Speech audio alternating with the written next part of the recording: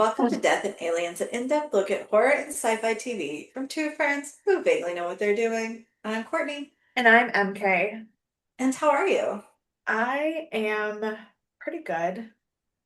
Pretty good. I'm just living life. Um Heard, heard. Trying to get through this. November's a weird month in schools because we have a day off for election day. Um I didn't even think about that. because when schools are polling places, you can't have strangers in the Sure, building. of And then we have course. obviously a day off for Veterans Day. And then Mhm. next week is Thanksgiving. So this is the only full week of the entire month of November, and it is Tuesday, and I'm already done. Yeah. And so are the kids. They just keep getting mad about things like they're like, why don't we have a full week for Thanksgiving? And I'm like, first of all, you don't celebrate Thanksgiving. You don't eat turkey. You're not even doing anything. You just don't want to get up in the morning. Shut up. Which is totally fair. I support them. Why don't I get a whole week off for Thanksgiving? You do you? No, I don't. Why don't Oh, I? oh, I don't know. I don't either. We only get I eat Wednesday. turkey. We get Wednesday, Thursday, Friday off. I only get Thursday, Friday off. I'm not going to work on Wednesday, but I only get Thursday, Friday off. Yeah, no. You get Wednesday, Thursday, Friday. But of course, I have to have a Thanksgiving dinner on Thursday Mhm. at my mother-in-law's, Friday at my father-in-law's, Saturday at my parents', and then Sunday is our Dan's cousin who's from England. His parents are coming over for their first ever American Thanksgiving, but it's also their 50th. Ooh. It was also their 50th wedding anniversary this year, so we're doing a 50th wedding anniversary party for them on Sunday. So my entire week off from school, I will be busy and I will be miserable because I will be busy. Yeah, I'm going home for like 4 days, which is fine. You sound I so really thrilled. do. I'm so thrilled. I realized I haven't had a day that I haven't left my house since before my cruise. Like, Yeah. No, I I don't. have left my house every day, hmm Yeah, no, and I'm tired. trying to think when's the last time I did. The last time I didn't leave my house was um I don't know. I definitely maybe the ninth. Did Dan and I do anything go anywhere that day? I'm not even sure it was November. When was the last time I left Oh my no, it house? was the ninth because then I remember specifically asking him when we were at the play Saturday night and I said, "Tomorrow we have nothing." Yes. And he said, "Yes." I said, "Okay." Oh my God. Um but that is the I think maybe October 24th, I didn't leave my house. yeah, no, I like so November 9th. So I'm doing better than you. Yeah. Um And the next time I won't leave my house was supposed to be Friday, but now Rachel has informed me we need to go to Costco on Friday. And I may have to babysit on Friday. And we may have to cook on Friday for Friendsgiving on Saturday. um Wednesday, November 26th, I am supposed to not leave my house. It'll be the first time I don't leave my house because of course I work at Shay's twice this weekend. Mhm. But we also, because there are going to be 17 people at Thanksgiving dinner on Thursday, and Dan's mom is very stressed about it, we Right. volunteered to let her use our fridge if she needs to put extra Hmm. food in there, which does mean that Dan and I will be running back and forth between her house Sure. a million times. Let me tell you, we have so our like actual like family Thanksgiving's only gonna have like 7 people because most people have died. So I'm we're just trying to sorry. that we're just a small number It's of people it's that it's sad because a lot of it happened in the last year. And in the so past like year, yeah, and so like that's terrible. yeah. But also, But also that's why.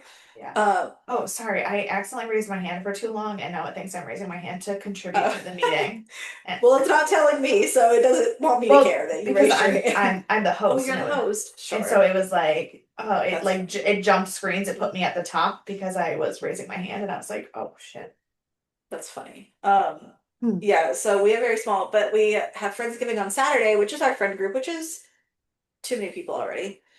But um somebody asked in our like group chat, they were like, so how many people like should we expect? Like who are we preparing food for? And she says, can you guess? how many people she says we need to prepare for? 21. 50 to 60. No, I'm not going. Right? I was like, Immediately, no. I'm stressed about the 17 people that will be at this dinner, and it's Dan's mom and me and him. That's three, and then his three mhm. siblings. So we're at six. His aunt and uncle, um, their three kids and two spouses. The in-laws from England, Mhm. one of his mom's cousins who is basically like a sister, and then Meg's best friend who always has Thanksgiving with us. That's it.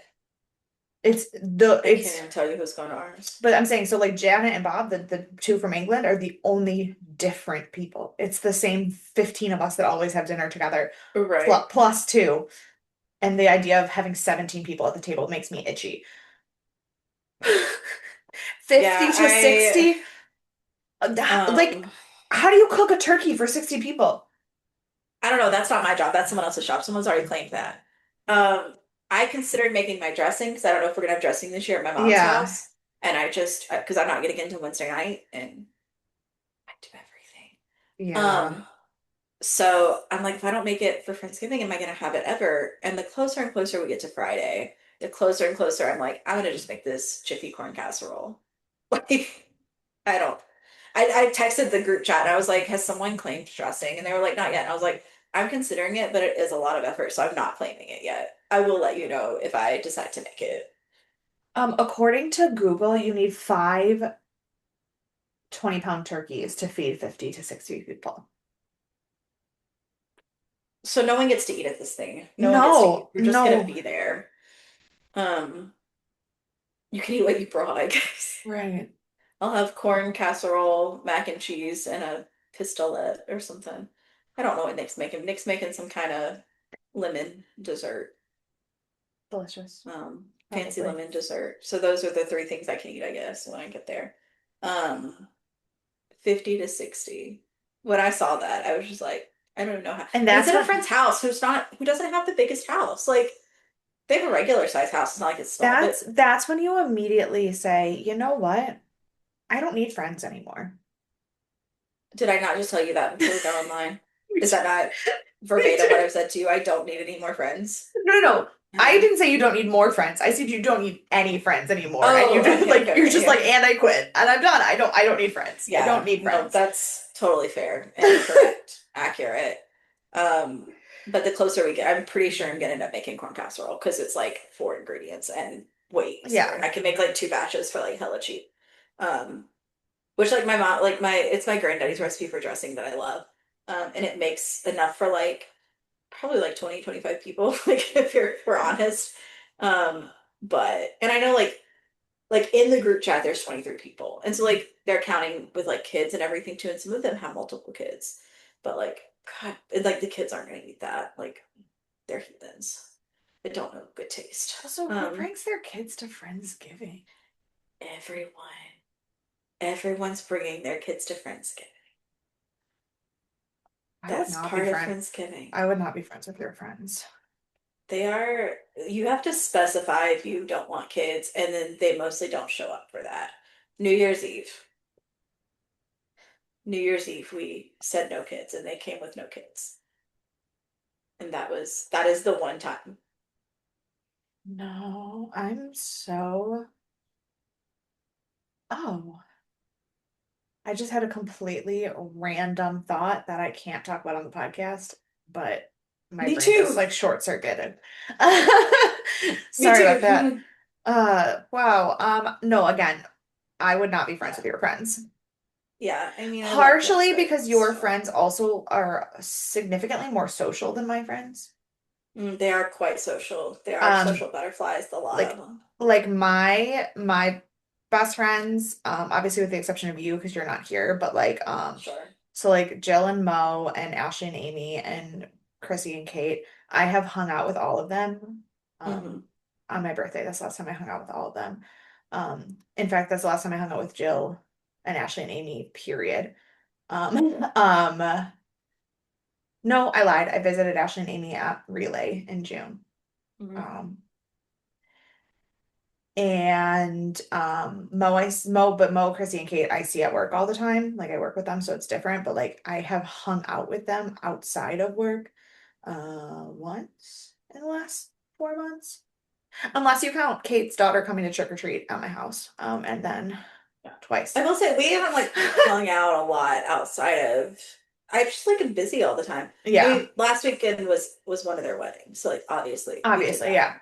Um, it just happened that we had two events in one month with the same friend group. See, the Um, problem is that's Dan's family. The number, like when you guys are like, oh, the friend group's mhm. doing all these things, and I'm like, that's crazy. That is just Dan's cousins. I can't escape Right. them. I love Yeah. them, but I can't escape them, and sometimes it is overwhelming. Yeah, like our group chat is called fam. So our like family group chat. That's our friend group.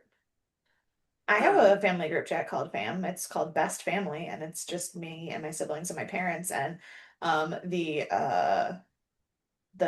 spouses have a separate group chat called the Outlaws because they make fun of the as fact they that should. because they make fun they don't use it. None of them talk to each other. They just have the Sure, of group chat course. because both Cullen and Dan are abysmal at texting. Renee texts probably once a month. Joffer is probably just texting everybody trying to be friends and they're ignoring him is probably what's Poor, happening. poor thing. Um, Bless his heart. we do have a separate second group chat that is all of us that Family with the include that spouses. with the Yeah. spouses.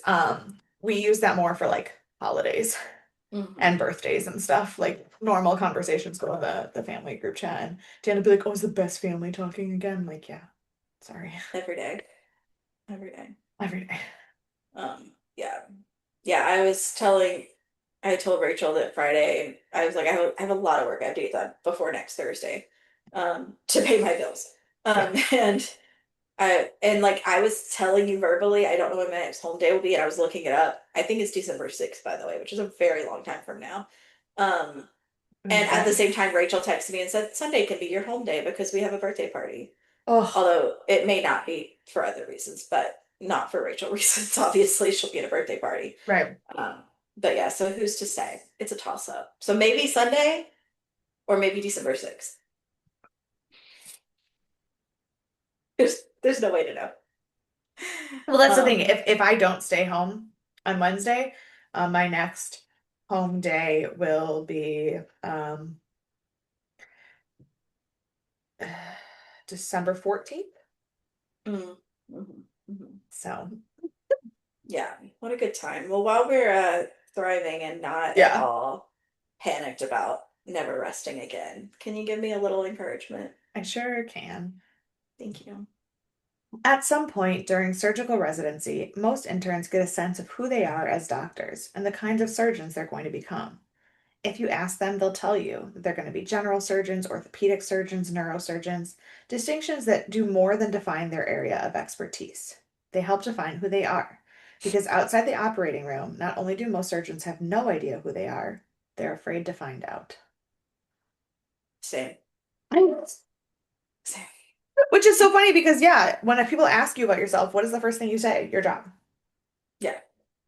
Except me, Well, that's because you are still working on that. because I'm in a crisis every day of my life. Yeah, but like I don't say I'm a wife Sure. or I'm an Aries. I start with I'm a teacher always. And I do sometimes start with I'm a Scorpio, which I feel That's a like very Scorpio thing to makes do. sense. Yeah, I try. I start with I'm tired. What are you? I'm tired. What do you mean? What else? What Yeah. else do you need to know about me right now? Yeah. Um, but yeah. So today is a new day and a new month. When you're hearing this, maybe in 2 days I'll have my first home day because it's December 4th. It is December 4th. Happy December. Um, Which means it's my 11-month wedding anniversary. yes. I know you said 11 month, but I heard 11 year and I was like, that doesn't make sense. Um, No. No. no, 11 month, yes. And we are starting a new series. Yay. Yay! It's what we've been talking about for a long time. I told Rachel today, I was talking to her while I was driving home, and I was like, oh yeah, yeah, we're starting a new show if you want to like jump on, because she didn't watch. The Exorcist, and Yeah. then she really wants to watch American Horror Story, but is scared of it. So she didn't Yeah. watch American Horror Story. And she didn't watch what did we just finish? Hannibal, because Yeah. she tried to watch it and it was too gory. And so she was like, I'm gonna have to catch you for the next one. Well, if she doesn't want gore, don't do this. And we let her try first, and then Fair, fair, we fair, let her fair. make her own decision It just gets rough real fast. real fast. But so I told her, I was like, we're starting our new show. And she was like, oh, and I was like, it's Penny Dreadful. She goes, I thought y'all did that already. I was Because we like, talk about it all no. the time. And I was Which like, we've only talked about it 17 times. we talked about it 17 times. It's once again a weird welcome to the weird world of shows my husband has already watched that don't make sense. Really? Yes. I mean, this makes a little more sense, It I really makes a think. little bit more Like sense than Hannibal, but yes. history and literature and stuff, like that Exactly. tracks a little more than Yeah. Hannibal. Um, Your husband that doesn't like horror yeah, my has watched husband all the who horror does stuff, not like serial horror. killer. Correct. My husband who does not like horror, who does not like scary things. This is now two shows in a row that I don't have to worry about spoiling for him because he's already seen them. That you haven't seen and he has. Yeah. Correct. I mean, not that you like would watch horror outside of my request. However, um, but still, just Yeah. feels strange. Yeah. So yeah, so as I said, we're starting Penny Dreadful. It obviously originally shared on Showtime, but they just moved it to Amazon Prime. I think you used to watch it on Showtime, but like it is also now on Amazon Prime, which is why we're like, this is the time to do it. Yes. I did buy the DVDs because I wanted to get all the special features. Mhm. Um, I haven't decided how I'm doing it yet because there's a disc of episodes and a disc of special features. So Oh, I think I'm that's just gonna save them all for the end and do the season wrap up with the special makes features. sense. Makes sense. Um, Stay tuned. But it's very short seasons. There's like 7 episodes in the season. Oh, okay. Like there's 27 episodes total, so I think it's like 10 episodes the next 2 seasons. But season That one is makes like sense. 27 There's episodes. also, did you know that there's a spin-off show? Hmm. Okay. I don't remember what it is. It takes place in LA in the 1930s. Interesting. Yeah. Interesting. Um, yes, I did know that there was one. I think it's relatively new. No, it came out in 2020 and it got canceled because of COVID. Yes, It didn't last long because of COVID. right. So, That's still relatively new for me. that's Yeah. fair. This came out 2014, so relatively new is 2020. That makes Um, sense. I was thinking it was in part of the like remix that we were seeing in that time. Not the 2024 remix, the 2020 remix. Yeah. Um, yes. Speaking of Peaky Blinders, is also supposed to get another spinoff or get another season or something Hmm. soon. We Interesting. talk about that a lot too, I know. So I wanted to start before we get into it. I wanted to give you a little overview of Penny Dreadfuls. I feel like we may have talked about this at some time on the podcast, like what a Penny Dreadful is, Yeah, I think so, but but it's I only okay. vaguely remember it, and we're Yeah. starting the show, so I'm doing it again. Yeah. Also, Um, I would like to apologize formally for the next 27 weeks of your life on this show. You and the listeners really, because there is so much in this show for me to geek the fuck out over. I know. I'm still like, by the time this comes out, I'll have decided, but I'm still playing around with the idea of doing like a book club for all the books that are going to be part of it. Like to the point where the first time, like no, not big spoilers, but the first time the doctor appears on the screen, before they even start talking to him, I just looked at Dana and go, "Do you know who that is?" I didn't go to the end. Oh, I But did. I haven't read either of the books that we've heard talked about so far. Oh, they're two of my favorites. I'm literally about to start teaching one this week. Like we're starting it this week with my seniors. And the other one is in my top 10 favorite books of all time. So, Excellent. Well, I think if we started, it'll probably be in December. yeah. Start book club for December 1st through 30th, and then all of that. So I'll let you know in December, actual December, not your December, but actual December listeners, Yeah. if we're gonna do that, because I think that'd be fun. And these are all books that I've wanted to read. I'm doing a 12 and 12 classic challenge, read 12 classics a year. Um, what a way to knock them out. Right. So yes, so I'm super stoked, and I know a decent amount about these things. I just haven't read them. Um, so Penny Dreadfuls were cheap, popular serial literature produced during the 19th century in the UK. They also call it like Penny Horrible, Penny Awful, and Penny Blood. It was like really short stories, usually like 8 to 16 pages. They cost a penny. That's why they were called penny dreadfuls. They were usually pretty horrible, very sensationalized. They were first published in the 1830s. And that's where we got, this is what we talked about. That's where we got Sweeney Todd, Dick Turpin, Barney the Vampire, and Springfield Jack. Mhm. Which we haven't watched Sweeney Todd, right? We just talked about We it. just talked about it, yeah. Yeah. Oh my gosh, I talked about it on Unseen Artists. That's why I've already done this just for a different podcast.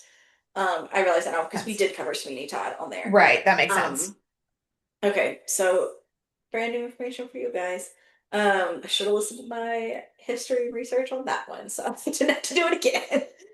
Um, but yeah, so it did transfer over into America a little later, and it became a little more like mystery than sensationalized. That It was kind of was basically how Poe got his work out, was that yes, style.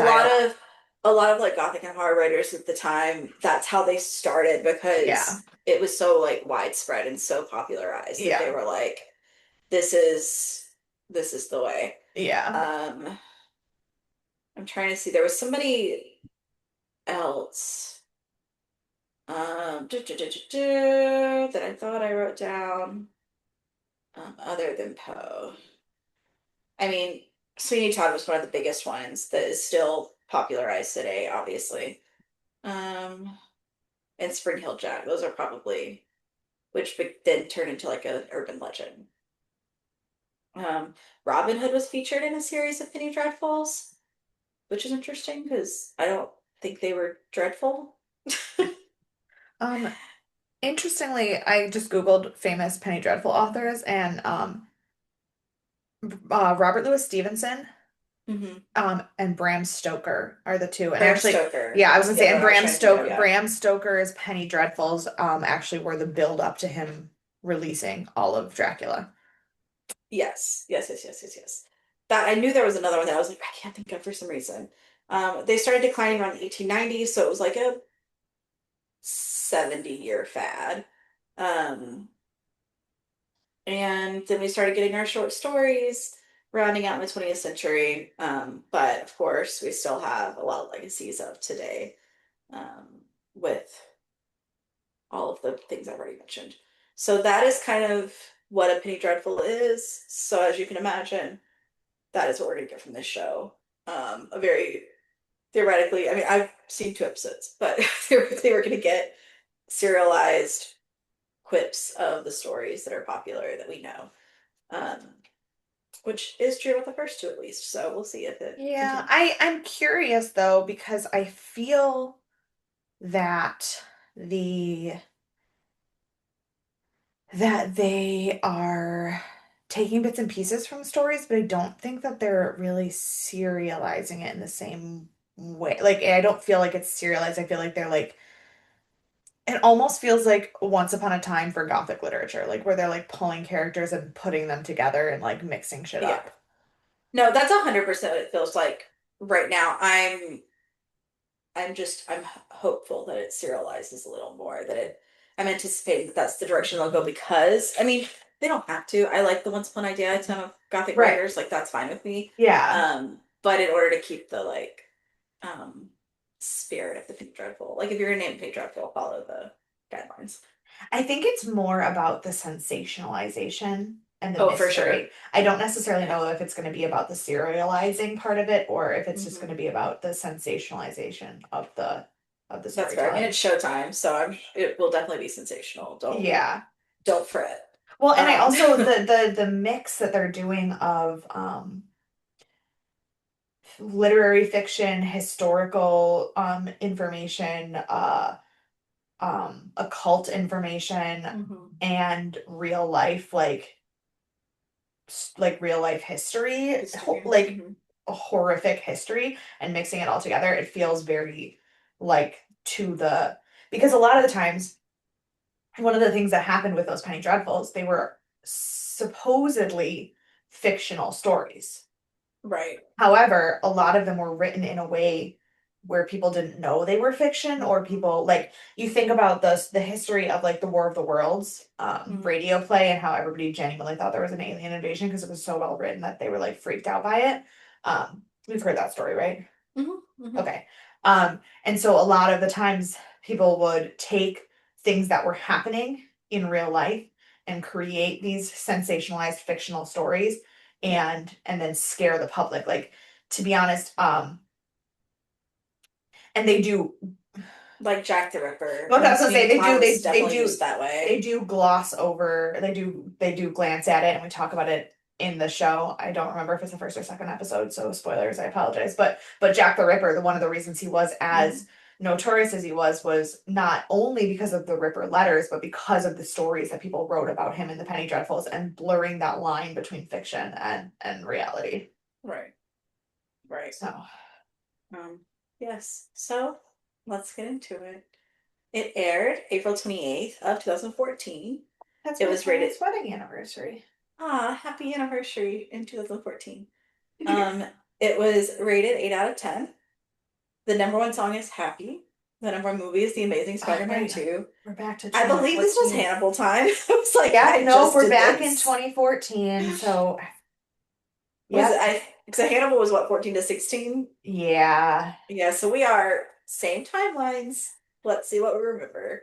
Um, the number one book was The Collector by Nora Roberts. Okay. Um, on this day was the day that Craig Ferguson announced that he was leaving the Late Late Show. Um, also, um, there were more than 50 mummies that were unveiled in the KV-40 tomb. So we need to call Dr. Jackson and also tell them to put them back. Put them back, please. Yeah. And also Paul Simon and Edie Brickell, they were married at the time. I assume they weren't now. Were both charged with misdemeanors for domestic violence this day.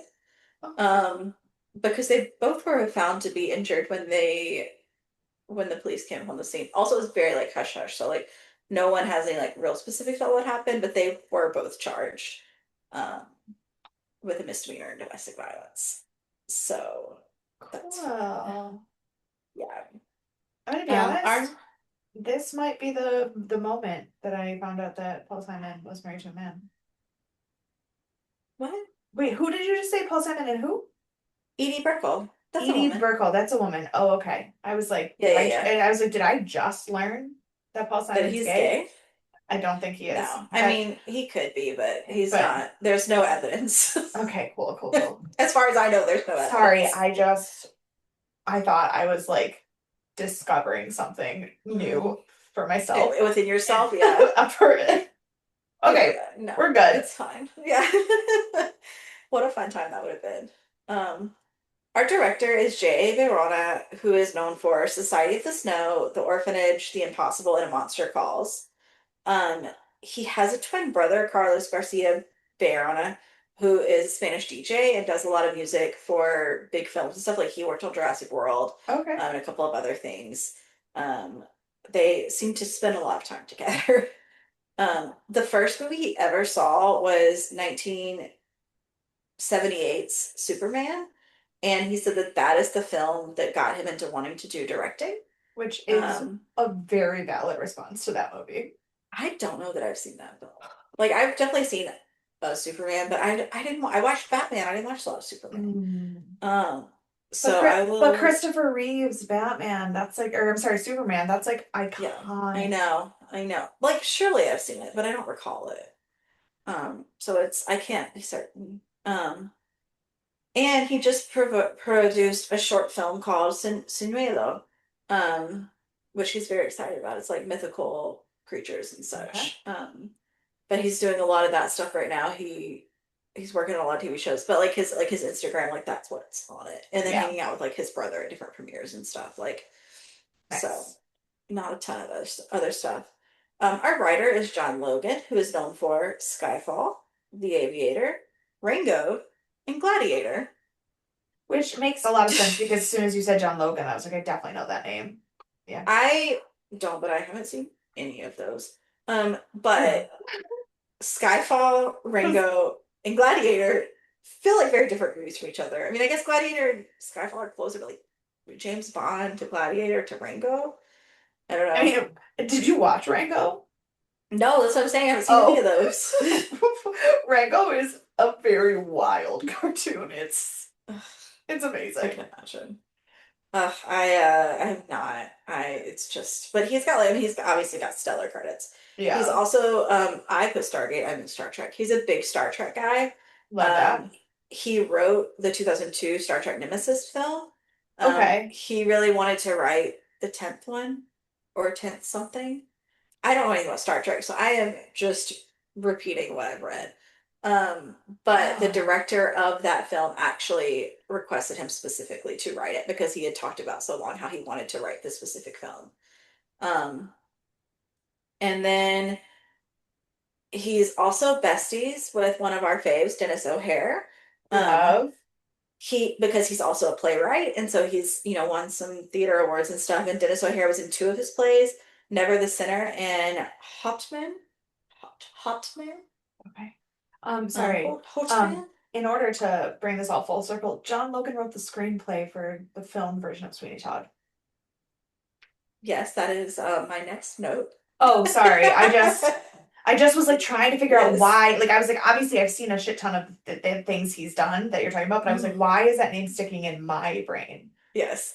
Yes, it is because he did write the screen version of Sweeney Todd, and he also wrote the musical theater version of Moulin Rouge in 2018. So Oh, I'm he's so been in the like sorry. news That recently. makes sense. I'm gonna be honest.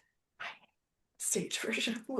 I loved it. Everyone else hates it. I loved it. Everyone else hated it. I get I it. when it was here, I loved the cast. They were wonderful. I Mhm. thought they sounded great. I don't know. I To be loved honest, it. the fact that I even like the film version of Moulin I Rouge is love the question film is version. no, I do too. I love it, but at the same time, it is quite literally the only thing Baz Luhrmann has ever done that doesn't actually give me the ick. And Mm, so I don't really know why I like it. Like it doesn't, yeah. so I don't know.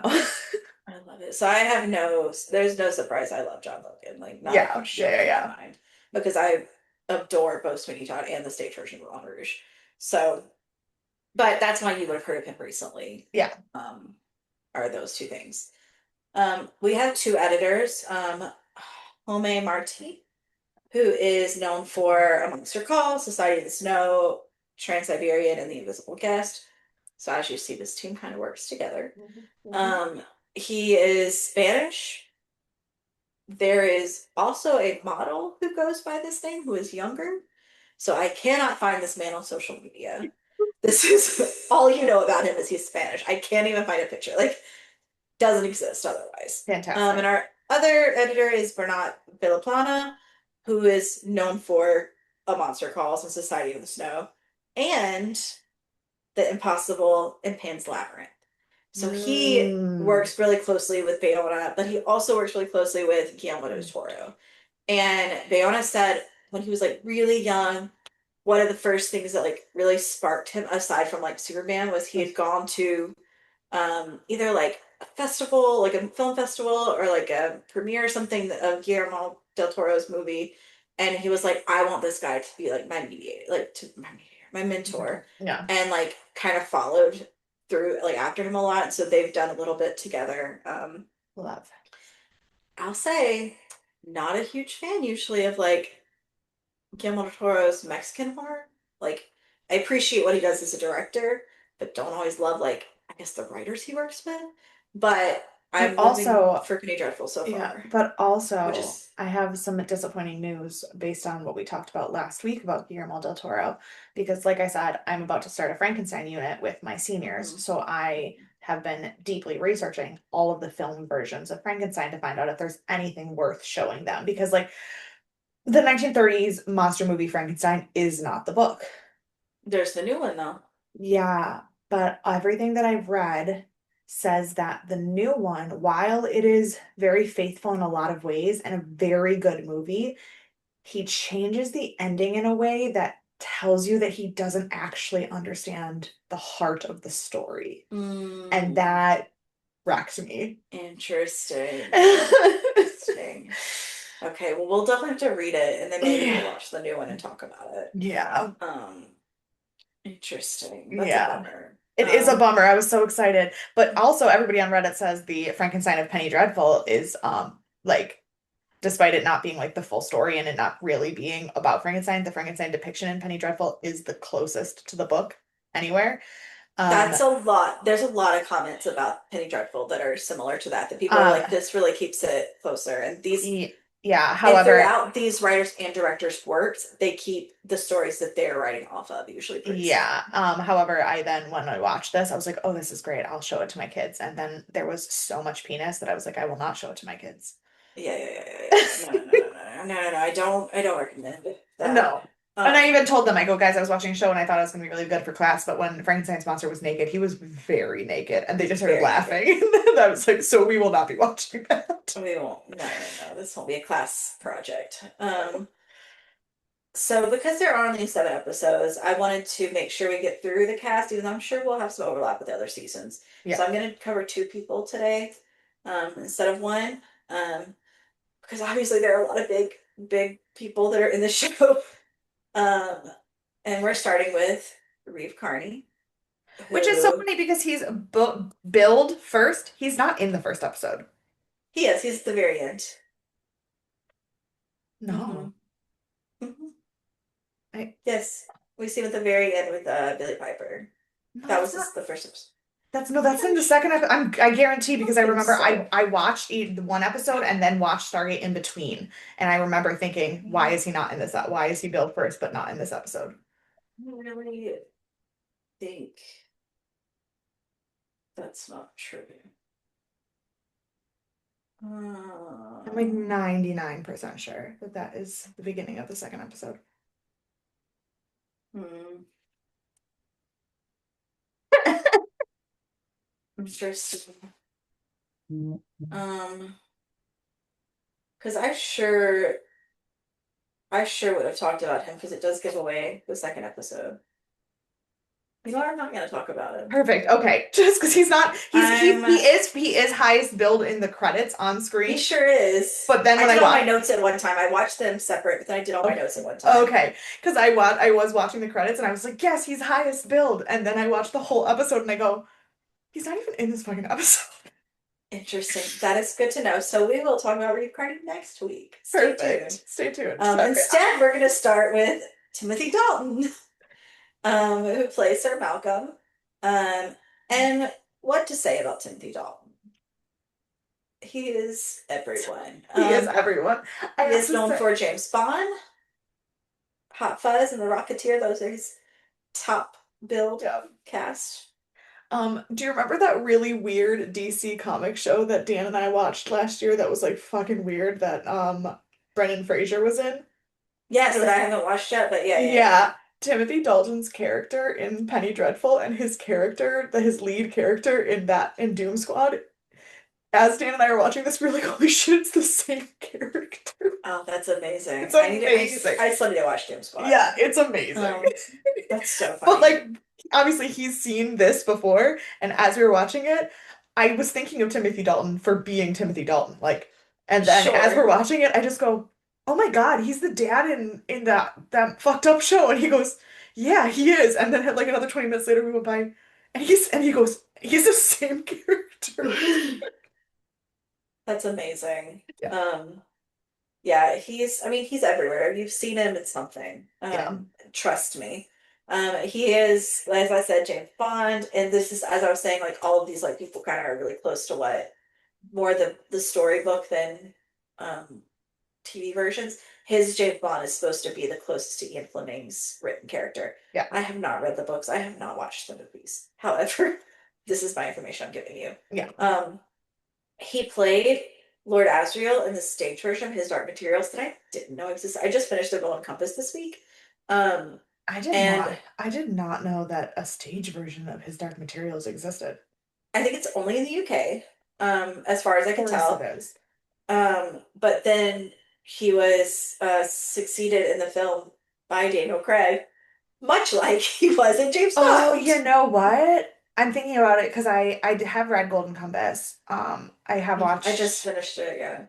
um So there's a I film version, yeah. and then there's the TV show, And His Dark I'm thinking of Materials. Daniel Craig in the film and I I think Timothy Dalton would have been better. Like Interesting. now that I'm like thinking about it, but granted, I watched it in probably 2000, whenever the year it came out in. So like Sure. I Yeah. maybe I'm wrong, but Mhm. Maybe I'll watch this because I really want to watch it before I start the second book. that's Um, fair. so maybe I'll watch the movie and the first season of his Dark Materials. Um, he is also the only Bond to never have married. Everyone else who's played James Bond has gotten married at some point. Yeah. I've just realized that all of these facts were Bond related, but that's I mean, he's I James mean, Bond. What do you want me to talk right, about? right. So because we're saving Reef Carney, I will instead talk about um da, da, da, da, Ava Green, who is plays Vanessa Ives. Her Ooh. name is spelled Green, but it is pronounced Great. Um, Oh, I'm gonna have to tell Dan that. Because fun yeah. fact, the real reason Dan has watched the show, not because he watched it, he's obsessed with her. Well, tell them I was reading something today that said grain as in rice grain or as Yeah. in Grayne because she's French. And Yeah. something else like And green would have been like grand if yeah, whatever her and like his like Ava heritage Crown, is. it would be Glenn. Gone. Yeah. Yeah. So um yeah, so it's Eva Green. And like I said, she plays Vanessa Ives. Um and she is like from what I'm seeing, everyone's favorite character of this show.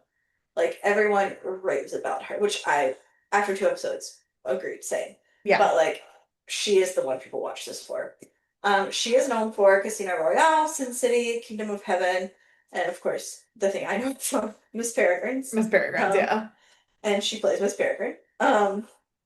Which I want to go like reread that series because I read the first two and then I've forgot. never read the books, and I I really feel really like I liked should. them. Yeah. You really should. I want to do a reread. She's a natural blonde, but No, absolutely when she not. was I when refuse. she was when she was 14, she dyed her hair black and she was like, "Oh, this goes way better with my coloring. It looks way better. So Correct. this is who I am now." Correct. Like, No, I mean, she might be a natural blonde. She's never allowed to be blonde. As a natural blonde who doesn't actually look that great as a blonde, I would, I mean, everybody says I look fine as a blonde. I don't think I look you as do good look as fine I as a do. blonde, but that's I think I look better with dark hair. But as a natural blonde who knows what it looks like to find the hair color that actually matches your face, Ava, please do not ever go back to blonde. yeah. She said the only time she would is if it was like for a film role that she needed to be blonde for. Like otherwise, she would never. Yeah. Um, she one of her dreams for acting is to portray a serial killer. I don't know which one she would I portray. don't know. Maybe a fictional one, maybe just like make it up. Right, because I could see, I mean, I could see her as in Sweeney Todd, Yeah. of course. I mean, anything Bellatrix Lestrange played, like the character, what's her name? Oh, the actress The Helena Bonham actress. Carter. Yeah. Yes, anything she's played, obviously, I think Eva Green could play as well. Um, she she was part of the Me Too movement Ooh, against you know who she could play in a really good movie? who? Elizabeth Bathory. Yeah. I just Yes, Googled that's a good one. females. I Googled female Yeah, yeah. serial killers, and they're in like chronological order, and that one, and Hmm. I was like, oh no, that's it. That's the I one would she would I would play watch Ava Green as the Countess of Blood. 10 out of 10. for sure, for sure. We might be, we'll see. Um, So she was also part of the Me Too movement against Henry Weinstein. She Harvey. was one of the women Yeah. who Harvey, yeah, it doesn't matter what Yeah. his first name is. He sucks, everyone knows. She was I also just a hope Bond there's nobody girl. named. I just hope there's nobody named Henry Henry Weinstein, and I'm Weinstein who like, would oh like. yeah. Yeah, that's what I'm like. We hate him, but let's get his name right so we hate the right person. Right. Yeah, that's fair, that's fair. She's also a Bond girl. Yep. You're gonna find a real theme in our in our show. But here's the thing: she wasn't a Bond girl for Timothy Dalton. She was a Bond girl for Daniel Craig, right? You're gonna find two themes in our show. All of these people are like in Bond films, but they're not in the same Bond films. Like the people who are directing or writing or acting, like they're all throughout the Bond universe and not Yeah. together. Listen, as But long correct. as long as Roger Moore doesn't make a guest appearance and like with Pierce Brosnan, I'm cool. We'll see. There's no way to know. We're only in episode two. Um, she also was on her first magazine cover at 2 months old What was that, you may ask? There's no way to know. It They was won't tell me. it's probably a French magazine that we wouldn't fucking know anyway. Well, there's lots of French magazines that did tell me when she was on the magazine cover, but not when she was 2 months old. That's just a fun trivia fact on every page on the internet that she's on that does not then further tell you what magazine But it that's is. what I'm saying is it's probably a French magazine that no one knows because it probably doesn't exist anymore. And That's probably true, but it was really annoying. They put it for literally every page that she's like on has that as a trivia fact. And I was like, you don't want to tell me more though? no, Like, that's it? no. Yes. Listen, So, as long as she was clothed and it wasn't like a Brooke Shields moment. I mean, she's 2 months old. So, I mean, Yeah, Brooke Shields was 10 on the cover of Playboy, so yeah, I know. I know. I don't think a 2 month old is, and if she wasn't, maybe she was on a baby mag and it was just part of it. Like, it wasn't a real fair. thing. I don't know. Um, so our first episode is called Night Work.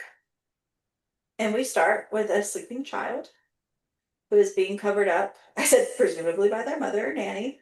We do learn it's their mother. Um, and the mom is walking in the dark with a lantern to go to the bathroom. Um, and she goes to sit down and go to the bathroom, and something comes through the window and gets her. The child hears this and goes looking for the mom, sees something, and screams. And We get the credits. as the little child is walking around saying mama, mama, and then screaming into the void, Dan goes, you know you do this to yourself, right? It's like, fuck you. Yeah, screw you, Dan. We didn't ask. We didn't ask you. Um, yes. And then after the credits, we come back to a woman who is on all black, praying hard to a cross. But then a spider comes out.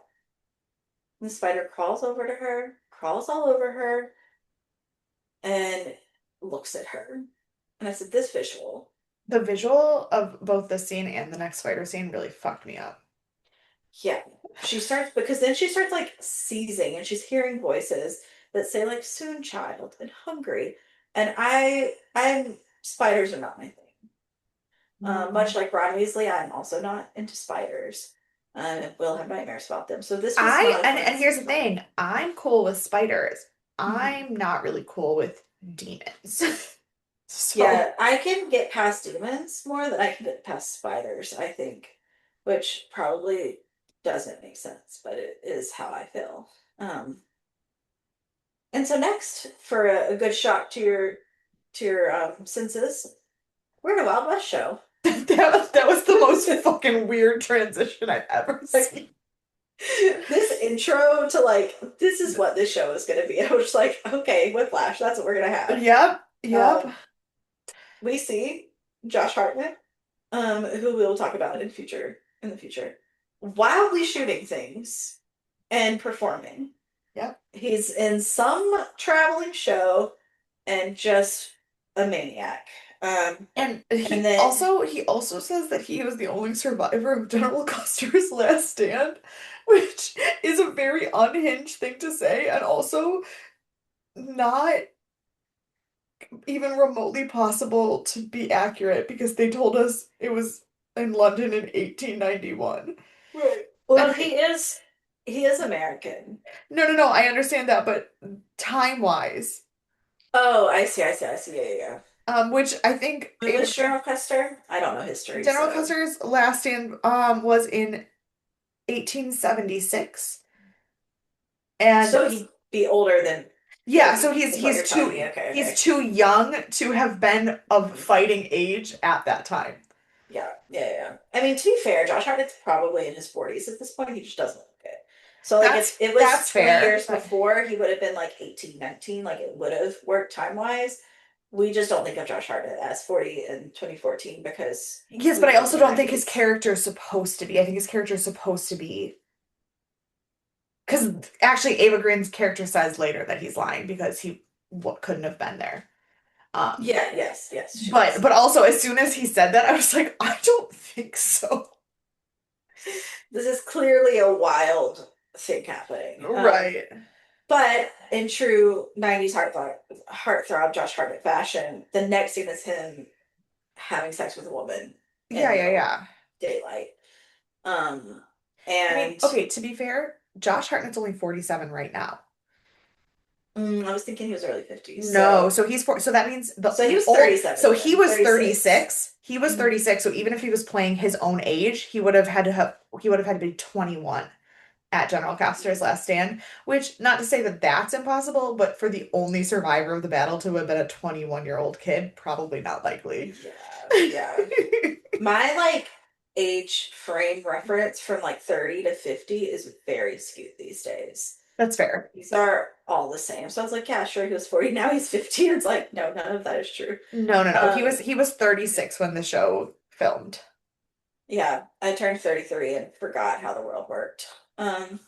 So then he meets this woman and he's like, I'll always remember you. And she's like, do you want a name to remember me?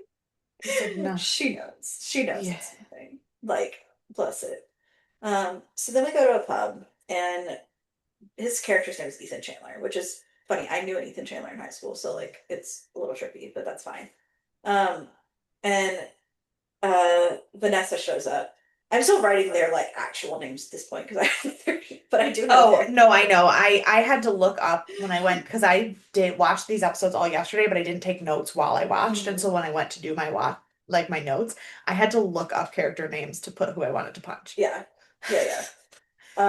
So I was like, I So don't know. Vanessa shows up to hire Ethan for some quote night work.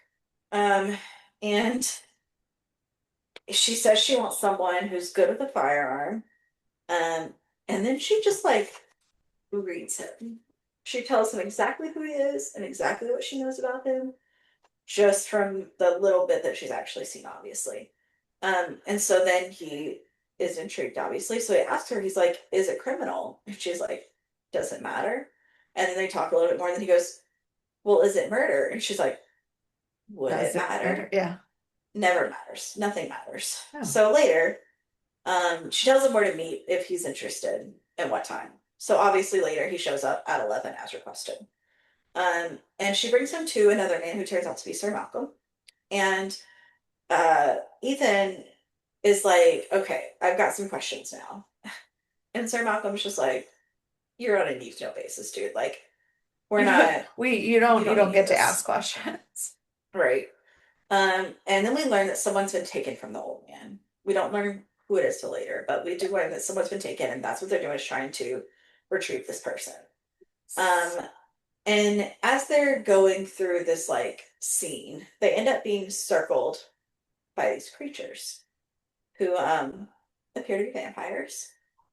That is Yeah. not the term they use. They never say the word vampires, I They don't never think. say the word vampire, and also I was a little thrown off because I have never seen vampires depicted as Arabic before.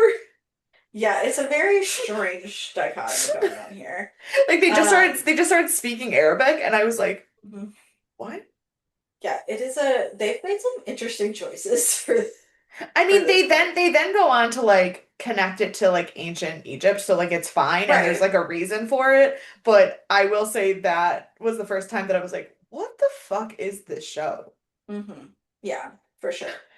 Um, but so they're being circled, and Vanessa goes to find where like this there's like wailing coming from somewhere, and she goes to find where it is. Um, as the men start like deciding they're gonna fight. The creatures are like all contortionists as well. Like every one of them, they can just like bend in weird ways. They like they And like they like got shot and then immediately like were walking on their necks, and I was like, the yeah, fuck? yeah. And so as they're all fighting, Vanessa keeps wandering around and she finds what looks like a lot of blood and severed bodies and bodies that have been like blood dry. Get vampires. And Right. then the master comes out of hiding. However, we learn that even though the others can be shot, he can't seem to be taken down by bullets. But don't worry, they cut his head off with a sword, and everything is fine. Um, he Did is. they cut his head off? I thought They they may have just stabbed stabbed him. him. They They just may have stabbed stabbed him. him. I said Yeah. the sword did it. I assumed it was Oh the yeah, no, gun. they just stabbed him through the heart from the back. Yes. This is the one I watched Saturday, so Mm, it's been a fair. couple days since I've watched it. Yeah, and so they're just killing all the vampires, and Ethan is just like freaking out at this point. Mhm. He's like, "What are we doing? What is? I don't. You've brought me to this place. I still don't know anything that's going on." Um, I mean, valid criticism. yes, yes, he protected everyone. He did what he was told to do, and now he's got questions. And I was like, "Correct. I would also have questions." Um, and so they go instead to like instead of answering his questions, they take one of the bodies and go to a doctor. Bless you. Thank you. Um, And this doctor is doing research and cannot be bothered, No. like, for anything. Until they show him the vampire. And they're like, also, I need you to like this is obviously a weird body. Please check it out. So he starts doing this autopsy Well, and he here's the starts thing. finding, This is how, can I tell you how I knew exactly who the doctor was? yes. So the attitude that the doctor has of being better than Mhm. everyone in his research, being Sure. better than being more important than anyone else, is very true to the literature character of Victor Frankenstein. Mhm. However, the giveaway, the hint that they gave you without giving you, was when he hears Ethan talk, he gets very excited because America is like decades ahead of them with electricity at that point. And he's Mm. worried, and he is so worried about England being in the Stone Ages when it comes to electricity, which obviously is the number one ingredient for bringing the creature to life in Sure. Yes, Frankenstein. yes, So when yes. he asked Ethan about electricity, I was like, yes, it's Frankenstein. That makes sense. That Yeah, I see again. Haven't read the book, so I didn't pick up on all my clues. that's okay. Um, That's what I'm here for because when we have a show yes. that's actually like hardcore literature crossover, I get to be. I know I was thinking I was like, I know Mary Kate has to have read all of these. So whenever I start talking, she can just fill in the blanks. Yes, it's gonna be Um great. I was gonna text you and ask you and I didn't, so I'm glad you glad we're here. Yes. Um yes, so he starts doing this autopsy and inside of the skin he finds hieroglyphics, And then I was which like, thank God for is Stargate because I know everything about hieroglyphics now. right. We are fluent now. And Ethan finally asks who they are, um, and what's going on. And they're just like, we're these people, we're doing some things. You should quit your job and meet us tomorrow. I was like, you are Oh. really asking a lot of questions, especially for someone who just helped you like take out like Right. a whole like group of vampires. Like, come on. So of course, Ethan shows up the next day, as requested. And he and Vanessa brings him in, and it turns out that she's kind of a fortune teller. And also like they didn't address this, but the floor also looks like a 9 point star. And so I was like, this feels like a place where something's gonna happen. Yeah, Um, it was very like hardcore, like occulty without like, saying it. but it almost felt like sideshow occulty. Yes, yes, yes, yes, yes. Like I'm not a real Um, fortune teller. I am a Romani woman who works with the circus and pretends to be a fortune teller to steal your money. Like right. that's the vibe it gave off. Hmm. Um, except for that, obviously, with the supernatural element of the show, that's very unlikely, and she's probably Sure. actually like really fortunate, or whatever. Hmm. But it was a very odd Yeah. setup. Yes, it was a very strange, and I wish they would have said more. Yeah. Um, so then she asked him if he believes, and I wrote this word down, and as I wrote it down, I said, I don't think I wrote the right word down. Dormamant? I don't remember exactly what she said. So it's like a place in between. It basically sounds like Oh purgatory. yeah, yeah, yeah, the Shadow Um, Realm. but I think it's Dormamant. I do not know for certain. Um, I meant to look it up, which is why I put a star um, beside it, and then I didn't look it up. wow, here's the thing. I just Googled Shadow Realm and the letter D to try to see if the thing would come up. And the only thing that came up was the Shadow Realm in Yu-Gi-Oh! It's yeah, I don't think it's that one. No, no, no, no. I don't think so either. Dorm no, maybe Dormammu. They said that's from Um, Marvel though. But Dormammu, it's a Dorm, no, connection of Dormammu is a creature from Marvel that is not. yeah. Hold, Um, hold on. I found the clip. Found a clip of just that scene.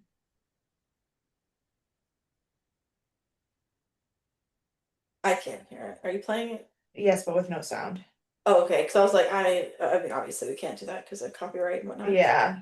That makes sense. Oh, the demimond, like which Demi means Mod. like which makes sense because Yes. it means partial. Like in French, it Partial. means Right, the right, right. partial Demi. partial world. Yes. Yeah. I was like, I wrote the word down and I said, that's not the word they say. Yeah, no, Dormammu is the guardian of the spirits that Yes. gets defeated in the first Doctor Strange movie. So definitely not that Yes, yes, one. yes. Yes, Um yes, yes. but yes, Um, no, the demimond or the semi mhm. world, the half world, which Right. Which sounds fits. kind of like purgatory. Yes. Between like demons and earth. Also, I really liked the dialogue in this scene. I Yes. didn't write anything specific down, but I just like really enjoyed their back and forth. But she basically then like sends him away. But before he leaves, she's like, "Why don't you draw a card?" And then she smiles at him, and he, of course, draws the lovers. Um, so the lovers is a tarot card, which can refer to symbolizing relationships, values, choices. Huh. You're reading I didn't I didn't read this before. I just okay. saved it. There's also apparently a 2013 time travel film called The Lovers, which stars Josh Hartnett. Interesting. So is this Um a flashback or is this a tarot card reading? Weird. No, so the lovers, it does often like when a lot of people use tarot cards Hmm. in relationship things, and so it often symbolizes Sure. relationships, but it mostly just symbolizes partnerships and things being in balance completely. Um, Yes. Yes. so I do now believe that it's referenced here because Josh Hartnett was in a movie called The Lovers the year before. Also, I think that which probably was some that probably symbolism. has to do it, but the symbolism of it in terms of actual tarot reading, Yeah. that's her way of being like, you will come work for us eventually, like Oh, for sure. because the lovers is the card of partnership, the card of Hmm. agreement. So, Hmm. Yeah. Um, and then so then they go to like Malcolm and he says that she goes and gives Malcolm the run. Oh, Jesus. She goes to um, give Malcolm the rundown and she tells him she's like he's like we can't let him live. Like we really need him as our like counterpart. yeah, And Vanessa's like he'll be don't even back. stress. Like he's Yeah, intrigued, he's sold. Just give him a couple days, he'll be back yeah. basically. Um, and so then we go to Mr. Lyle's place, who is an Egyptologist, who all I could think about looking at his face was the Maharaja from Moulin Rouge. From what? I from Moulin Rouge. Oh, yeah. I don't know if they're the same person. I didn't look it up, but he real looks like him if he's not him. Um, and so I he's mean, super. maybe I know it might be. I didn't cover him this week, You obviously. know what? It's so funny. You know who I thought of? Who? It wasn't, it actually, I'm pretty sure doesn't look like him at all. Okay. But for some reason, when they walked in, my immediate thing was I thought of Dr. Montgomery from the second series of unfortunate events book. That's the vibe he gave. And I was like, I think That is this is that is a very much vibe. not the vibe that I think he's supposed to be giving off, but that is the vibe I am getting from this man. Um, well, if it makes you feel better, it is Simon Russell Bill who doesn't look like the guy as much that plays this character.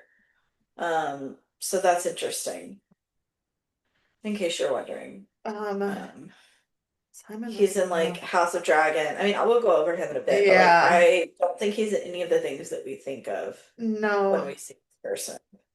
probably not. No, because I think he does a lot of legitimate acting. Yeah, and he does a lot of theater stuff too. Yeah. So yeah. Anyways, So we're at Mr. Lyle's place, and he is so stoked that Sir Malcolm is here, light of his life. Like way too much into Way too this. much, yeah. Um, and so they come inside and they're talking, and then Vanessa asks him about the carrion beetles, and he tells her that they use them because they eat flesh without destroying Yeah. the things underneath. And Malcolm says that he's there because he needs some hieroglyphs that need to be translated. And so of course he's looking through it, and then he like gets a little bit like tripped out, and he's like, this like is a direct translation of like blood curse or blood transformation or and it's like blood curse vampires. Um Yeah. and Mr. Lau says he wants to see more, but that they need to socialize first. He's like, we can't just jump into business partners, first of all. Fine. Second of all, fine. So he's like telling him this, and he's like, I'm gonna have this big dinner party. You guys are gonna come a week from Friday. And he's like, that's a really long time for Yeah. you to just like read a few hieroglyphs for me. And he's like, no, no, it's fine. Well, it turns out he's so like sketched out by these hieroglyphics because they're from the Egyptian Book of the Dead, which Which is a is lot. a very interesting choice for a tattoo. Right, right. And so we head outside, and there's women who are talking about two people who are obviously killed by who they think is Jack the Ripper.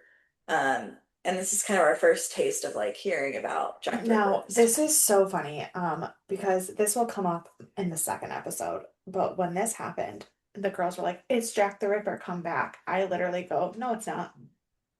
0% chance would Jack kill a mother and child at the same time. Nope. Yeah, that's not his Not his MO. MO, not even close. Not even a little bit." And then in the second episode, the police basically said the same thing, and I was like, "Thank Right. you. I'm not wrong." Well, I knew you'd have some hot takes because of just I finishing your Jack the Yeah, Ripper book. I just finished that super in-depth Jack the Ripper book, and I was like, nope, nope, Not it. Um, not even close. yeah. Even in all of the things that they can't attribute to him, and they're not exactly sure what his actual number is, Mm, never ever did he go after children. yeah. Yeah. Because the theory, so if you read this book, the theory and one of the reasons why the crimes were as brutal as they were, is because the person that is the number one suspect right now had a genetic defect and had really painful like genital surgery as a child and was Oh. and had a lot of like internal issues with sex because of that. But also had a lot of internal issues with abused children because of that. So like Mm, never would he go after a child because that would just like trigger his own personal shit. yeah. I mean, that makes sense. That makes Yeah. sense. And I mean, a lot of men serial killers in this same way have the ones who are specifically against women have an issue Yeah. similarly with stuff like that.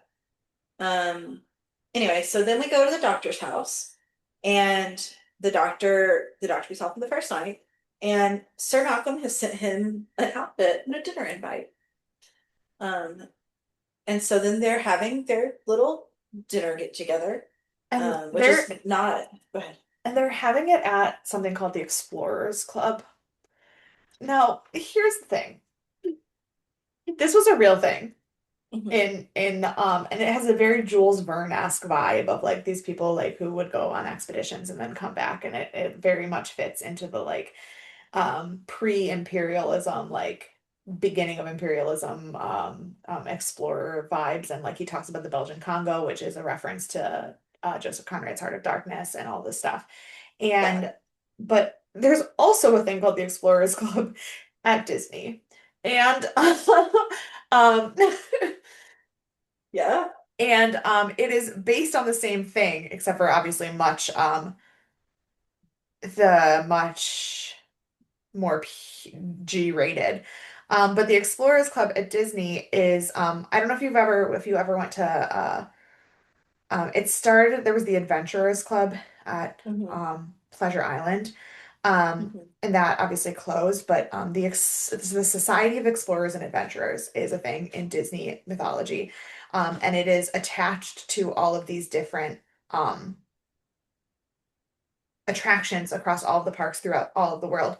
But the most important one is Mystic Manor at Hong Kong Disneyland, which is supposedly the house of Sir Albert Mystic. And all of the things that are in the house are things that he collected in Mhm. his times as there. And so, like, the tour of the house is all of the things that the Explorers Club did. And as you go through the queue there, you see all these pictures that are very similar to this Explorers Club and what it looks like, but it's connected to the Jungle Cruise. And if you've ever had dinner in the Skipper's Mhm. Canteen, everything that you see on the walls in the Skipper Canteen is referencing to Mhm. the Society of Explorers and Adventurers. It's Oh. connected to the Adventureland Treehouse. The Big Thunder Mountain Railroad has like things about it. There is the adventure, it's all inspired by this club, the Adventurers Club, but like all of that. So, and there's like stuff in Tokyo Disney that is big explorers of advent like SEA stuff. Um, but it's like based on um this idea of this like 1890s Jules Verne 20,000 Leagues 180 Yeah. days like vibe. And so when they were like when the plaque just said the Explorers Club, I was just dying because I was like, this is my image of the Explorers Club is the Society of Explorers and Adventurers, which is like a Disney-fied, like Version. completely whitewashed anti-imperialist version of what Oh, that's really actually funny. happened. That's hilarious. Yeah. I did not know that. I didn't realize I've been to Skipper's Cantina and I've obviously ridden Jungle Cruise. Yeah. Um, but I haven't been to Hong Kong Disney. Yeah. But I just assumed that was theming. I didn't even think that it was like It's all the based off theme, of all something. the theming's connected. That's so funny. I love Yeah. that. Yeah. Yeah, I didn't really know what this place was or why they were there. I was just like, okay, this is where I've Yeah. chosen to have dinner. Yeah. Nope. I love it. Like I said, I love that. I feel like our unfortunately our Penny Dreadful episodes are going to be like 40 hours long just because I'm going to be Sure. telling you everything that's actually happening in them. No, but I love it because then if I don't look everything up, then it's fine because you know the answer. Um, gives good dialogue. Yeah, so we're at our dinner party of two people. And the doctor clearly doesn't want to be there. He's just No. like, he doesn't care for scientists who do it for the fame. He's like, there's a much bigger like purpose in life. He just wants to, he says he just wants to pierce the tissue from life to death. He's like, this is my goal. This is my Mhm. life. Anything else is a waste of my time. Very book Um, accurate. Very book accurate. Excellent, excellent. Love to hear it. And so Sir Malcolm wants to hire him anyways for this supernatural cause. He's like, look, you're talking about this in two very black and white things. You have the people who are doing it for fame, you have the real cause of life to death. Then there's the supernatural world that you're not even considering. So why don't you work with me in my supernatural world and we figure this all out? And then we finally learn that Sir Malcolm's whole goal is to find his daughter who has gone missing. And he says he's like, uh, the doctor's like, are we like murdering people? Like, what's the situation? And he was like, I would murder the entire world to find my daughter. Um, and then later on, he sees Mina, who's his daughter, and then he sees the wind blows open, the windows blow open, her eyes turn red, and then she's gone. Yeah, And then I wasn't sure if that was actually Amina or if it was like a demon him or if it seeing was like a stuff. hallucination. I was like, I don't know. Because Yeah. we've seen hallucinations are obviously not out of the realm of possibility when somebody's like that distressed about something. But also we've Mhm. seen demonic work with the Yeah. spiders and whatnot. But then there's also like the actual vampire shit that we've seen. So like I was like, it Mhm. could be any of the three. Well, and Vanessa basically asked the same thing. She's Yeah. like, is this an appeal? Which is like something that like draws you in, that like makes you see things that maybe aren't there, or makes you see something that is there, but in a different way, like to Yeah. like draw you in. Um, and they both feel like they're at fault for whatever's happened to Mia. They're like, they did something too much, and now she's gone. So we go back to the doctor who is walking in the rain. And he gets home and we see like people laid out in his hallways. And then we have a couple back and forths and we see Vanessa's back to her. I said she's back to her spider prayers because that's what keeps happening. Yep. And she raises candles and many more spiders. Just a nightmare, just a true nightmare of a situation. Yeah, this Um, this one I don't even mind spiders, and this scene was a lot. it was very upsetting and upsetting. And so then we go to the doctor. He starts examining the body more, the one, the hieroglyphics and everything. And the electricity goes out.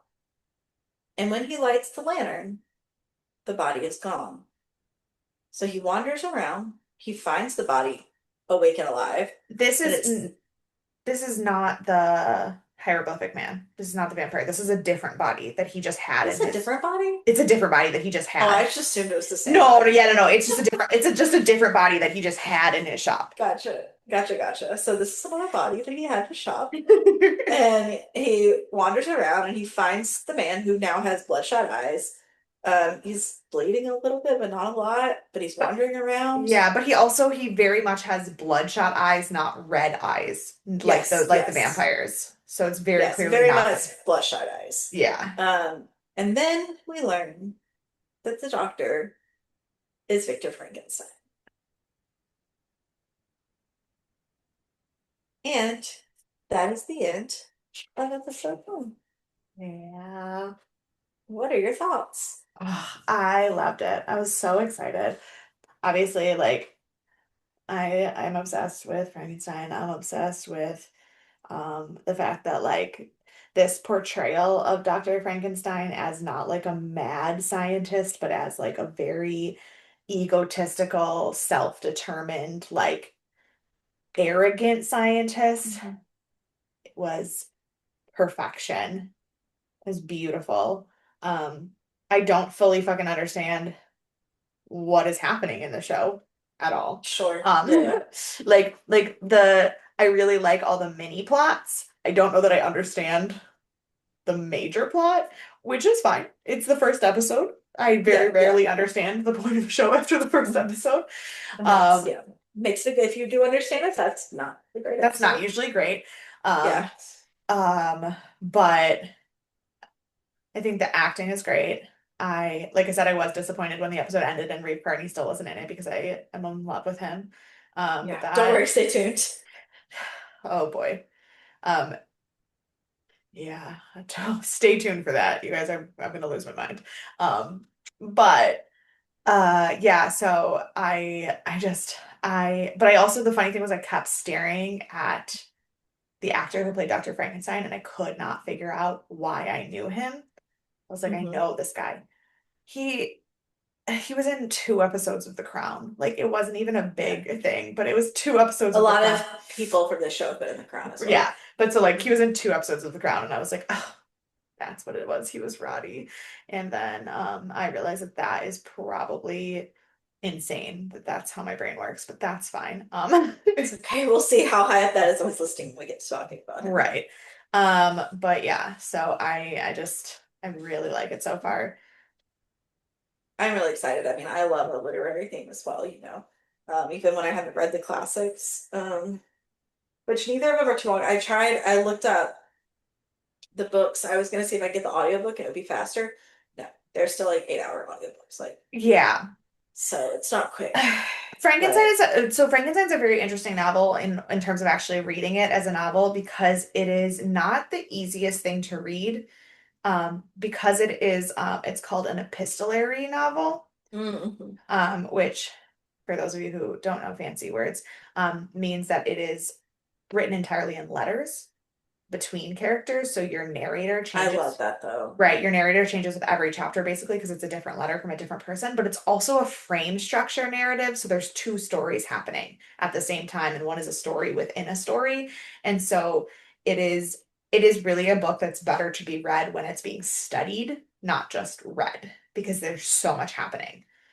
So Um, we're gonna read it in December, and then you're gonna tell me how to read it, and then which I'll is read great it. because my seniors start reading it on Friday. So I will be Excellent so timing. ready. Excellent timing. I can't wait. So We'll yes. start with that one. It's gonna be a great Um, date.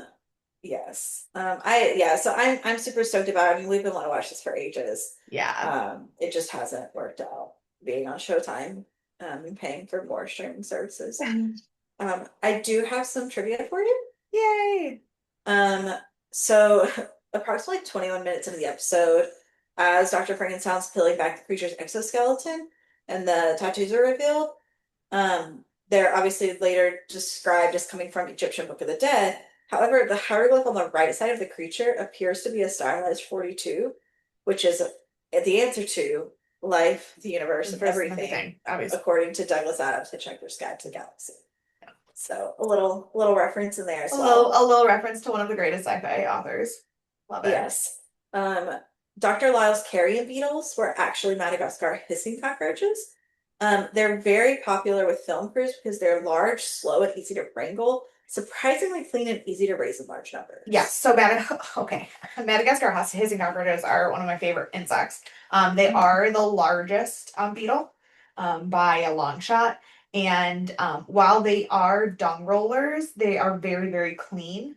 And they, yeah, basically like everything you said, but it is interesting because they like, it's very distinctly a Madagascar hissing cockroach rather than anything else because of their Mhm. size. I had when I was in third grade, we had a class pet that was a Madagascar hissing cockroach, and it got out into the school one day. It was amazing. We had a very, very low functioning autistic kid, and they were his, and so we kept them in the classroom because he loved them, and I was obsessed with it. Um, and we also had them at Disney, the zoo. So Yeah. they're They also amazing. have them at the Insectarium here in New Orleans, I have which a is mug. fun. I have a mug from the Insectarium in New Orleans that has a giant Oh, Madagascar hissing cockroach on it. I went one time and it was fine. I Ah, think you can get it lumped in with your aquarium pass now, though. Like I think it's one pass instead of two, like it used to be. my mom, I Um, haven't actually gone. My mom went mhm. when she was in New Orleans and she got me You'd this love it. mug. Yeah, she got me she got me candy with bugs in it and then she got me this mug with Hmm. that just has bugs all over it and I'm obsessed with it. Yeah, I had like chocolate chip cookies with like ants or something when I was there. Yeah. Like they always have something you can like sample. Yeah. And I think that's what they had the day I was there. It was fine, but it's in a government building, and so you have to go through like this like really intense security and like everything to get inside. And Amazing. it's so fun. Like it's so much more intense than the aquarium, and it's like a Well, smaller building. which is so funny because isn't it technically part of Audubon? Mm-mm. I mean, it is now. Because they've rebuilt it and expanded. I think that's why it's one ticket now instead of two. Like used Okay. to, it was part of a separate building, and it was like a government building, like a courthouse was in. Was like on one half, and like the other half is sectarian. So you had to go through like this insane like metal detection That's system and amazing. everything. They had Amazing. like guards like at the it was wild. Yeah, because I was gonna say, I think when my mom went, it was after Audubon bought it, so it was now part of this. I mean, Audubon bought it, but Audubon's owned it. It just hasn't been combined until like the last 5 years or so. Okay. Like when I lived here last, it wasn't a combined event yet. It was just owned by the same like Oh, people. okay. Well, cool. Because I was Yeah. gonna say, because I'm pretty sure my mug says Audubon Zoo and Insectarium Yeah. on it. Mhm. Yeah. Yeah. But yeah, it's a neat place. I'd go back, but like once every couple of years. Like it's not a Listen, my favorite room in the zoo is always the room where you're just walking through spider webs, and nobody else ever wants to be there with me. So, I no, my favorite room is the reptile room. I just want to look at frogs all day. That's all I want to do. Shocker, I know. fair, Um, fair. so also, Murray's daughter's name is Mina, given his claim that she was abducted by these vampires. This could be an intentional reference to Mina Harker and Bram Stoker's Dracula. Um, in the book, Mina's main name is Murray, though. And so, like, Malcolm Murray, his daughter is Mina. Yeah. So it could be a reference, but it hasn't been confirmed, it seems. Oh, like Um, ever. yeah, like it's still Oh, a theoretical trivia. It hasn't been confirmed oh, okay. that it's a reference. Like we know that she's theoretically been taken by vampires, but we don't know if it was meant to be a like reference to Dracula or not, or if it's just. It pro it probably I would is. guess it is because they're very like well thought. Yeah. Um, yeah. Um, so we have a couple of goofs. which like the watch that Ethan Chandler uses was first registered in 2015, so obviously it couldn't have existed in 2001. I hate things like that. I know. Yeah, that's it's just says that twice in here. Um, the only connection is when Josh Hartnett was on the Tonight Show to talk about it. Not the books that are referenced, just the Tonight Show. Not even the Um, connection to The Lovers, like the Josh Hartnett movie. Like there's no, so no, many. just the Tonight Show when he introduced a clip from the series. That is the dumbest. IMDb Isn't trivia it? is so stupid. I know. Um, but yeah, so that is my information for you. Mhm. Um, do you have any final thoughts before we start punching people? Um, no, I don't think I do. I think most of all of the things that I was thinking I shared in real time with the episode. And I don't really have a ton of like predictive thoughts or anything like that because obviously I've seen the next episode and like we at the beginning of Mhm. at the beginning of this podcast episode forgot which things were in which episode. Sure. It Yeah. blended together in a way where I don't think I can make a prediction. Fair, fair. Well then, who do you want to punch? I would like to punch Ferdinand Lyle. I had to Google his name. I did not remember it. I didn't Um, know his first name. I only know that because I had to Google his name, so it came up as a whole Yeah. name. Mhm. I would like to punch Dr. Lyle because he is very weird, and also because he was just like, "Hey, this is creepy. How about instead of dealing with the fact that you're obviously very upset about this, come to dinner at my house and look at my bugs, and we'll talk about it later." Like he's sketchy and he Yeah. knows more than he's letting on, and I don't like it. Yeah, he's definitely the like the best choice for sure. Um, because you picked him, I'm gonna pick Dr. Frankenstein.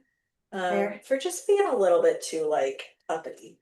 Which is He fair, didn't do because anything like terribly. I mean, creating a creature, etc. could be. You could take that as you will, but like in general, he didn't do anything yeah, but terrible. like also at this point we don't see anything like we don't really see anything that says other than the actual like creature. And I will Mhm. say in the way that they portrayed it in this, as much as he was like trying to recreate it and everything, it is not very like Frankenstein movie where he's like, it's alive and like forcing the Right. electricity into it. It was very much an accident that it actually Yeah. happened. Um, Right. so like But like that's he wanted, it's more like you shouldn't be able to create life. Like that's yeah. God's choice, not yours. That's So like you can take that. Like that's a whole separate yeah. issue. But I'm not punching him for that. I'm punching him for being a little too uppity. Yeah, because he is. Um, He's a little bit of a yeah, prick. yeah. So who's your MVP? I picked Ethan. Mhm. I didn't really know who I wanted to pick, and I thought there was a lot of people that could have been picked. I also forgot to pick someone until after I watched the second episode, and then I was mad at people that I wasn't mad at the end of this episode, so I probably Sure. could have picked somebody else. But I gotta give Ethan credit for just going with the fucking flow with some crazy ass shit. Yeah, I also would have picked him. So because you've gone with Ethan, I am gonna go with Vanessa because I just like her a lot. I could think It's fair. she's facilitating everything and she hasn't done anything that annoyed me really. So Yeah. don't love the spiders, but that probably isn't her fault. Yeah, Like, probably. I really don't think she so like chose asked for them. that. She didn't Yeah. ask for the spider life, the spider life chose her. Yeah. So like, ugh, but yeah. Well, that is our first episode. So welcome to Yeah. our new season. If you want to talk to us about it, neither of us have seen it, so no spoilers. I mean, the like literary novels you can spoil or whatever. Like Yeah. we know them, even if I haven't read them. I know them. Or you can, Um, if you want to talk about something and it's a spoiler, just like write in the title of your email, for Dan so sh- that I can make him read it first. Perfect. I love it. I love it. Yes, please address all of your emails to Dan. Deathandaliens@gmail.com. To Dan. You can find us on all of the social media at Death and Aliens. You can find me at CE Cloud 13. And you can find me everywhere at MKAY_superstar. And we'll see you on Sunday for our next episode of Stargate Atlantis. Bye. Bye.